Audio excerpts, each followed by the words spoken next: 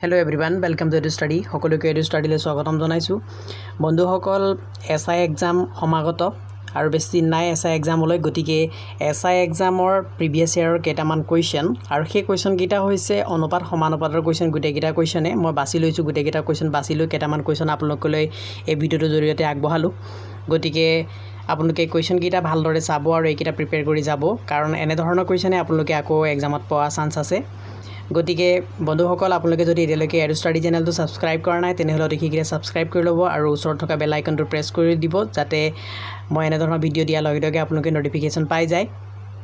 so দেৰি নকৰাকৈ অতিশীঘ্ৰে আমি আমাৰ ভিডিওটো আৰম্ভ কৰো আহক আমাৰ প্ৰথম কোৱেশ্চনটো এই স্ক্ৰিনত সো এই কোৱেশ্চন কিটা বন্ধুসকল কেৱল যে এসআই এক্সামৰ কাৰণে ইম্পৰ্টেন্ট তেনে নহয় যে আগলৈ যিবিলাক পৰীক্ষাবিলাক আহি আছে সেই পৰীক্ষা সকলোবিলাক পৰীক্ষাৰ কাৰণে যেনে পিএনআৰডি পৰীক্ষা আহি আছে বা আপোনালোকৰ সেক্ৰেটাৰিয়েটৰ যিবিলাক এক্সামবিলাক আহি আছে সেই এক্সামবিলাকৰ কাৰণে বা আইবিপিএছ পিও ক্লাৰ্ক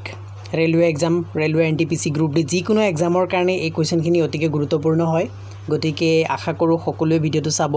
যে এনে নহয় যে কেৱল মই যি এসআই এক্সাম আছে তাৰ কাৰণে হে ভিডিও কিটা আগবঢ়াইছো তেনে নহয় গতিকে আমি চাইছো এতিয়া প্ৰথম কোৱেশ্চনটো লৈছো প্ৰথম কোৱেশ্চনটো আমি কেনেদৰে সলভ কৰিম কোৱেশ্চনটো কি আছে চাই লৈছো কোৱেশ্চনটো হৈছে যে a/b = 2:3 আৰু কি আছে b/c = 5:7 ফাইন্ড a/b/c অৰ্থাৎ a অনুপাত b ৰ মান কিমান দিয়া আছে a অনুপাত b ৰ মান দিয়া আছে 2:3 আৰু কি দিয়া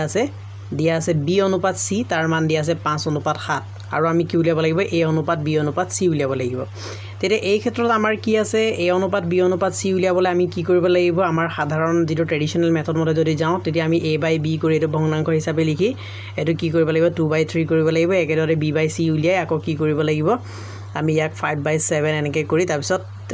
7 আৰু 3 ৰ লসাগু লৈ আমি ইয়া সম্পূৰ্ণৰূপে কৰিব লাগিব বা আমাৰ যেটো কমন পাৰ্ট আছে কমন পাৰ্টৰ আমি লসাগু লৈ কৰিব পাৰো তেনেদৰে কৰিলেও হ'ব হেতু ট্ৰেডিশনাল মেথড হয় তাত বহুত সময় খৰচ হয় গতিকে আমি সেই মেথডটো ফলো নকৰো ইয়াৰ কাৰণে স্পেশালি এটা শৰ্টকাট মেথড আছে সেই মেথডটো আপোনালোকে ধুনীয়াকৈ শিকি লওক সেই মেথডটো হৈছে আপোনালোকে কি কৰিব প্ৰথমে a/b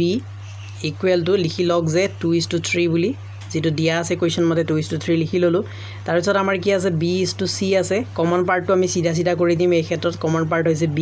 তেতিয়া ইকুৱেল টু কিমান হ'ব ইয়াটো কমন পাৰ্টটো সিধা কৰি ইয়াৰ মানটো b/c মান কিমান আছিল 5:7 আছে গতিকে 5:7 বুলি এনেকৈ লিখিলো তেতিয়া কমন পাৰ্ট যেটো আছে কমন পাৰ্টত আমি চাইলম কিবা কমন আছে নেকি দুইটা ভিতৰত কোনোবা এটা কাৰোবাৰ মাল্টিপল অৰ্থাৎ গুণিতক হয় নেকি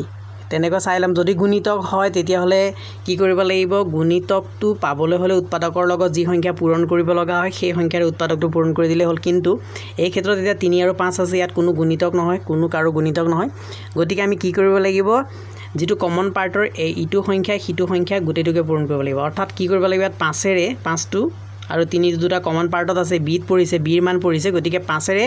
এই দুইটাকে পূৰণ কৰি দিম দুইটাকে পূৰণ কৰিলে কিমান হ'ব মানটো 5 2 গুণ 10 হ'ল আৰু ইফালে কিমান হ'ব 5 3 গুণ 15 ঠিক একেদৰে ইয়াত যেটো ইটোৰ কমন পাৰ্ট আছে প্ৰথমটো যেটো অনুপাত আছে তাৰ কমন পাৰ্টেৰে এই গুটে কিটাকে পূৰণ কৰি দিম পূৰণ কৰিলে 5 3 গুণ 15 হ'ব সেইটো কমন পাৰ্ট গতিকে এবাৰে ললে হ'ল তাৰ পিছত কি হ'ব অনুপাত 3 7 গুণ 21 এনেকৈ আমি উলিয়াই লম তেতিয়া আমাৰ a/b এটো a/b/c অৰ্থাৎ a অনুপাত b অনুপাত c ৰ মানটো আমি ইয়াত পাই গলো গতিকে এটো কোনটো অপচনত আছে আমাৰ কিমান আছে আমাৰ 10:15:21 আৰু 10:15:21 টো আছে আমাৰ অপচন বি আৰু অপচন বি টো হৈছে আমাৰ শুদ্ধ উত্তৰ গতিকে আমি ইয়াক টিক কৰি নেক্সট কোৱেশ্চনলৈ আগবাঢ়ি যাম এতিয়া চাইছো নেক্সট কোৱেশ্চন কি আছে নেক্সট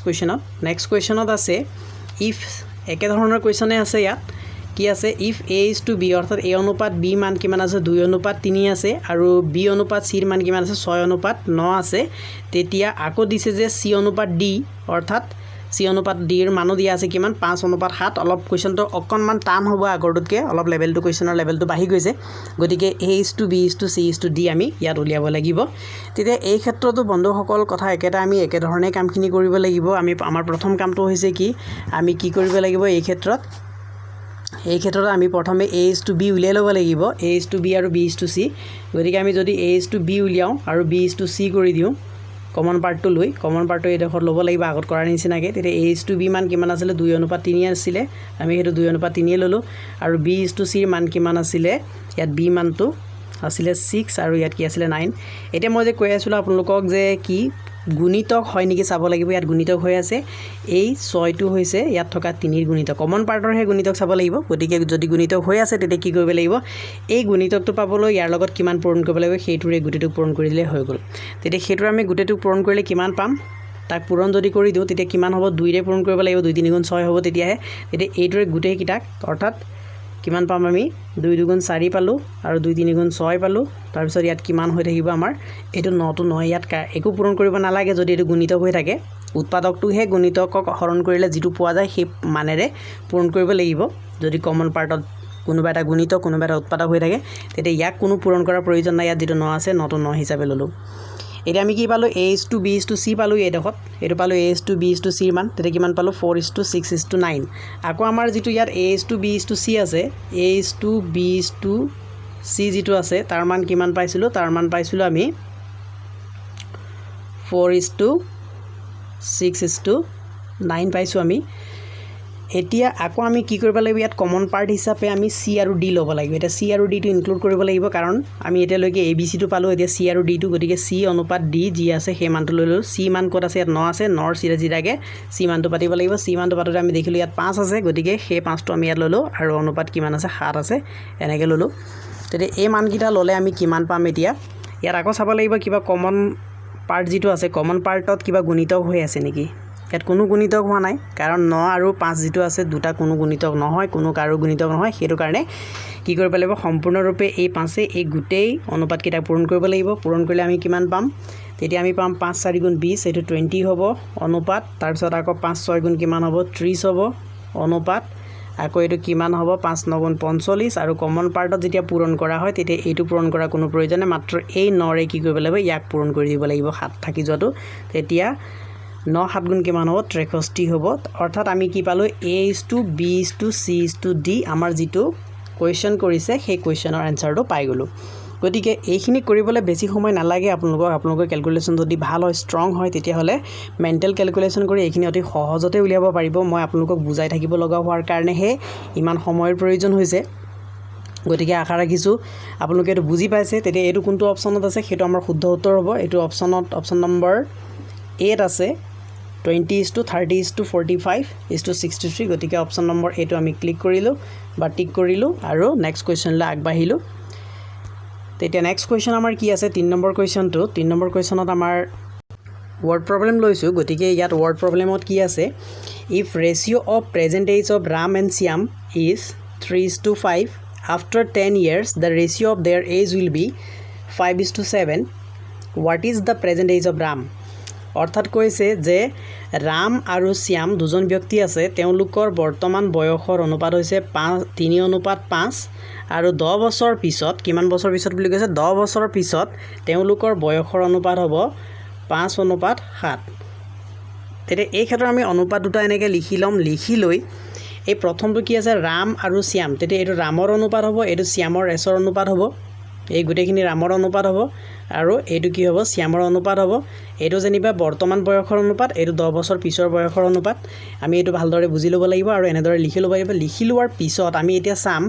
ৰামৰ বৰ্তমান বয়সৰ যেটো অনুপাত 3 দিয়া আছে আৰু 10 বছৰ পিছত হোৱা বয়সৰ যেটো অনুপাত এইটো 5 দিয়া আছে এই দুটাৰ মাজৰ পাৰ্থক্য কিমান আছে 2 পাৰ্থক্যটো উলিয়াই ল'ব লাগিব 2 পালো আমি ঠিক একেদৰে ইয়াতো আমি শ্যামৰটো উলিয়াই ল'ম বৰ্তমান বয়স 5 বছৰ আৰু 10 বছৰ পিছত 7 বুলি ধৰি ললো 7 বছৰ বুলি ধৰি ললো বা অনুপাত হিচাপে ৰাখি ললো কিন্তু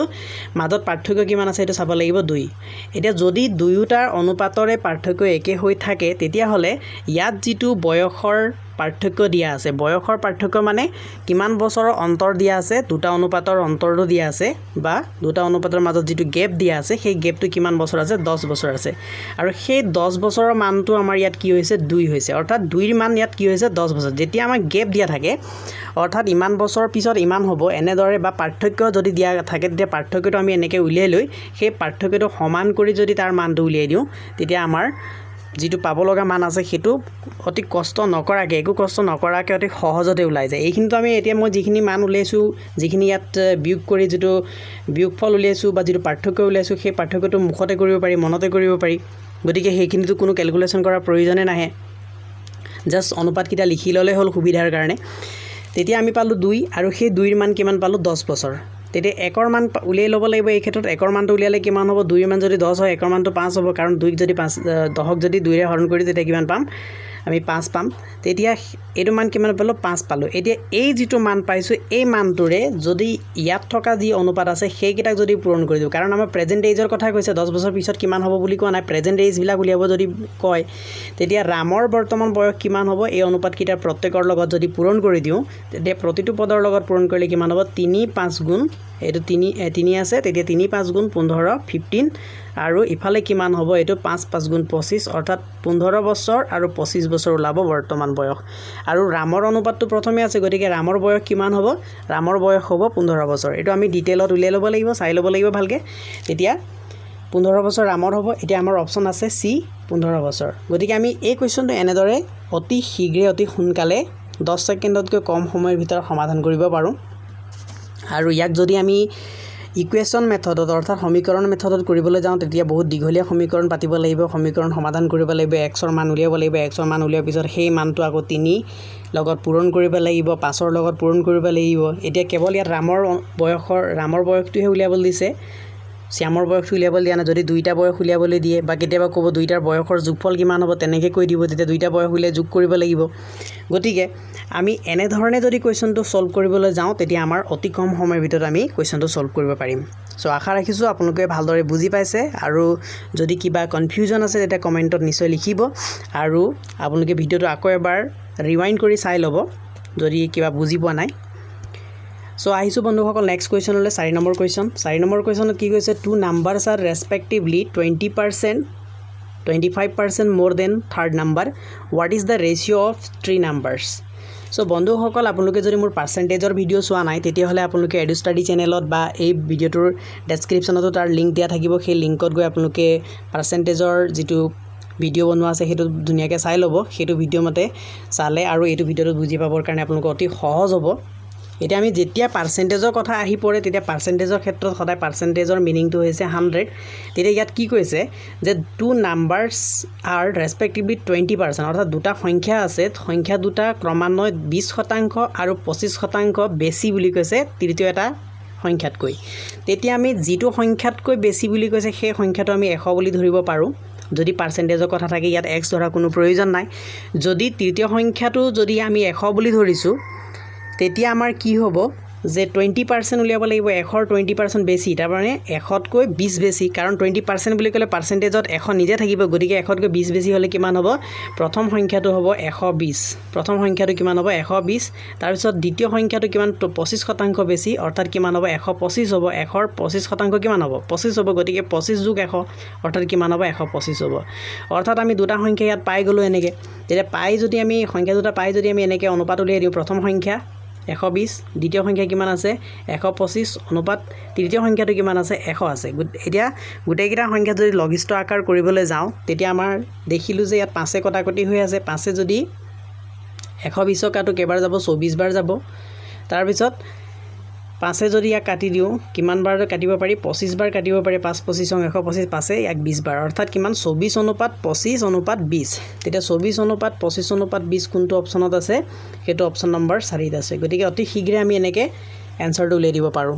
যদি আমি এই কোৱেশ্চনটো ট্ৰেডিশনাল মেথডত কৰিলেতেন তেতিয়া আমি x ধৰিব লগা হলেতেন তৃতীয় ধৰা হল তৃতীয় সংখ্যাটো x তেনেকে আমি কৰিব লগা হলেতেন কিন্তু আমি সেইখিনিলৈ যোৱা নাই যেতিয়া আপোনালোকে পাৰ্সেন্টেজৰ অংক পাব তেতিয়া 100 ধৰিব আৰু যদি এই ভিডিওটো আপোনালোকে পাৰ্সেন্টেজৰ কথাটো ভালদৰে বুজি পোৱা নাই তেতিয়া পাৰ্সেন্টেজৰ ভিডিওটো চাবৰ কাৰণে আপোনালোকক অনুৰোধ জনালো এতিয়া আহিলো আমাৰ 5 নম্বৰ কোৱেশ্চনলৈ 5 নম্বৰ কোৱেশ্চনত কি কৈছে a sum of money is to be distributed among a b c d অৰ্থাৎ কিছু পৰিমাণৰ টকা আছে সেই টকাখিনি আমি কি কৰিব লাগিব a b c d ৰ চাৰিজন ব্যক্তিৰ মাজত ভগাব লাগিব ইন দি প্ৰপৰচন এটা সমানুপাত আছে সেই সমানুপাতটো হৈছে কিমান 5 অনুপাত 2 অনুপাত 4 অনুপাত 3 if a gets 3000 more than b find the sum এতিয়া বন্ধুসকল এই কুৱেশ্যনটো কৰিবলৈ যাওঁতে যদি ট্ৰেডিশ্যনেল মেথড ব্যৱহাৰ কৰোঁ বহুত দীঘলীয়া হ'ব এইটো কৰিবৰ কাৰণে কমেও 2-3 মিনিট সময় প্ৰয়োজন হ'ব কিন্তু আমি ইয়াক কি কৰিম 10 ছেকেণ্ডৰ ভিতৰত সমাধা কৰি উলিয়াই দিম তাৰ কাৰণে কি কৰিব লাগিব ইয়াত চাব লাগিব যে ডিফাৰেন্সটো কথা কৈছে মই অথনি যেটো ডিফাৰেন্সত এটা অংক কৰিছিলো সেই ঠিক একেদৰে ডিফাৰেন্সৰ কথা ইয়াত কোৱা আছে a gets 3000 more than b অৰ্থাৎ a কিমান পাইছে a b তকৈ কিমান পাইছে 3000 বেছি পাইছে বুলি কৈছে কিমান পাইছে 3000 টকা বেছিকে পালে তেতিয়া a আৰু b ৰ মাজত যেটো অনুপাত আছে সেই অনুপাতটো কিমান আছে যদি এই অনুপাতটো ভালদৰে লক্ষ্য কৰি যেটো 5:2:3 দিয়া আছে ইয়াত এই অনুপাতটো 5:2:4:3 আছে তেতিয়া আমাৰ প্ৰথম যেটো অনুপাত আছে এটো a ৰ কাৰণে হ'ব আৰু দ্বিতীয় অনুপাতটো b ৰ কাৰণে হ'ব তেতিয়া প্ৰথম অনুপাত a ৰ কাৰণে আৰু দ্বিতীয় অনুপাতটো b ৰ কাৰণে তেতিয়া ইয়াৰ মাজৰ পাৰ্থক্যটো চাম যেহেতু ইয়াত তেওঁলোকে পোৱা টকাৰ মাজৰ পাৰ্থক্য দিছে গতিকে এই অনুপাতৰ মাজৰ পাৰ্থক্য চাম অনুপাতৰ মাজৰ পাৰ্থক্য যেতিয়া আমি চালো তেতিয়া দেখিলো যে 3 হৈ আছে পাৰ্থক্যটো তেতিয়া সেই 3 ৰ মান ইয়াত কিমান হৈছে 3000 হৈ আছে তেতিয়া যদি 1 হয় সেই মানটো তেতিয়া কিমান হ'ব এটো 1000 অৰ্থাৎ আমি বুজি পালো যে প্ৰতিটো ইয়াত যেটো অনুপাত আছে প্ৰতিটো অনুপাতৰ লগত কিমান পূৰণ হৈ আছে 1000 পূৰণ হৈ আছে প্ৰতিটো অনুপাতৰ লগত 1000 পূৰণ হৈ আছে তেতিয়া আমাক কৈছে ফাইন্ড দি সাম অৰ্থাৎ টকাখিনি কিমান আছিল সেই টকাখিনি আমি উলিয়াব লাগিব তেতিয়া আমি যেতিয়া দেখিলো যে 1ৰ মান কিমান হৈছে 1000 ৰ সমান হৈছে তেতিয়া গুটেই অনুপাত কিটা ললো 5:2:4:3 আৰু গুটেই অনুপাত কিটা আমি যোগ কৰিম যোগ কৰি দিলে ইয়াৰ টোটাল ওলাব টোটাল কিমান ওলাব 5:2 7 4:3 7 7 14 ওলালে আৰু আমি 1ৰ মান কিমান পাইছিলো যেতিয়া আমাৰ পাৰ্থক্য ওলাইছিলে 1ৰ মানটো আছিল 1000 তেতিয়া সেই 1000 ইয়াক পূৰণ কৰি দিলো পূৰণ কৰি দিয়াৰ লগে লগে কিমান হ'ল 14000 টকা অৰ্থাৎ মুঠ টকা কিমান আছিল 14000 টকা আছিল তেতিয়া আমাৰ 14000 টকা ক'ত আছে অপচন এ শুদ্ধ উত্তৰ হিচাপে আছে সো বন্ধুসকল এই কোৱেশ্যনটো আমি উত্তৰটো এতিয়া পালো কিন্তু এই কোৱেশ্যনটো আৰু বেলেগ বেলেগ ধৰণে সুধিব পাৰিলে হেতেন কেনেকৈ সুধিলে হেতেন আমাক ক'লে হেতেন যে বি এ কিমান পাইছিলে বা সি এ কিমান পাইছিলে বা ডি এ কিমান পাইছিলে বা সি আৰু ডি এ পোৱা যেটো অংক সেই অংকৰ যোগফল কিমান তেনেকৈ সুধিব পাৰিলেতেন যদি আমাৰ সি আৰু ডি এ পোৱা অংকৰ যোগফল বুলি ক'লে হেতেন তেতিয়া আমি কি কৰিলেতেন ইয়াত সি আৰু ডি ৰ যেটো অনুপাত আছে 3 আৰু 4 তেতিয়া দুটা যোগ কৰি দিম যোগ কৰিলে কিমান পালো 7 পালো 7ৰ লগত কি কৰিলো 1000 টো পূৰণ কৰিলো তেতিয়া কিমান পালো 7000 টকা অৰ্থাৎ সি আৰু ডি এ দুইটা মিলাই কিমান পালে 7000 টকা পালে বা সি আৰু ডি এ যেটো ধনৰাশি পাইছিলে সেই ধনৰাশিৰ মাজত পাৰ্থক্য কিমান বুলি সুধিলে হেতেন তেতিয়া আমি 4 ৰ পৰা 3 বিয়োগ কৰিম বিয়োগ কৰিলে কিমান পাম 1 পাম আৰু সেই 1ৰ মান কিমান পাইছো 1000 অৰ্থাৎ তেওঁলোকৰ মাজৰ যিখিনি টকা আছিল অংশ আছিল তাৰ মাজৰ যেটো পাৰ্থক্য সেই পাৰ্থক্যটো কিমান হ'ব 1000 টকা হ'ব গতিকে এনে ধৰণে বিভিন্ন ধৰণে কোৱেশ্যন বিলাক সুধে একেটা কোৱেশ্যনকে ইফাল হিফাল কৰি বিভিন্ন ধৰণে সুধিব পৰা যায় গতিকে সেইখিনি আপোনালোকে চাই ল'ব ভালদৰে আৰু আশা ৰাখিছো আপোনালোকে ভিডিওটো ভালদৰে বুজি পাইছে যদি ভালদৰে বুজি পাইছে আৰু ভিডিওটো ভাল পাইছে তেনেহলে লাইক আৰু শেয়াৰ কৰিবলৈ নাপাহৰিব আপোনালোকে যদি লাইক আৰু শেয়াৰ আহে আৰু আপোনালোকে যদি চেনেলটো সাবস্ক্ৰাইব কৰে তেনেহলে মই এনে ধৰণৰ ভিডিও বনোৱাৰ যথেষ্ট অনুপ্ৰেৰণা পাম আৰু সকলোকে ভিডিওটো চোৱাৰ বাবে ধন্যবাদ জনাই ইমানতে ভিডিওটো সামৰণি মাৰিলো ধন্যবাদ